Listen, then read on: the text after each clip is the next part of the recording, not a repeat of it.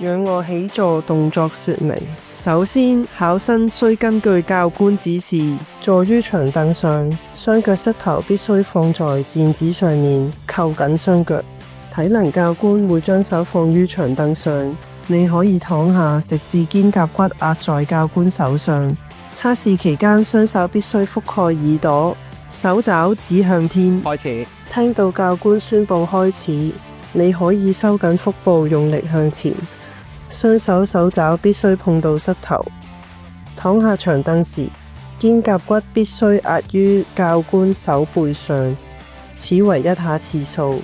1、教官會讀出每一下下數， 2、如果沒有，表示該下下數不計。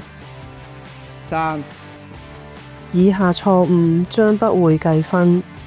1、如果起身時手肘沒有碰到膝頭。2、如果你回到起始姿勢時，肩胛骨沒有壓在教官手背上，亦將不會計分。仰卧起坐評估時間限制為1分鐘，合格次數為26次。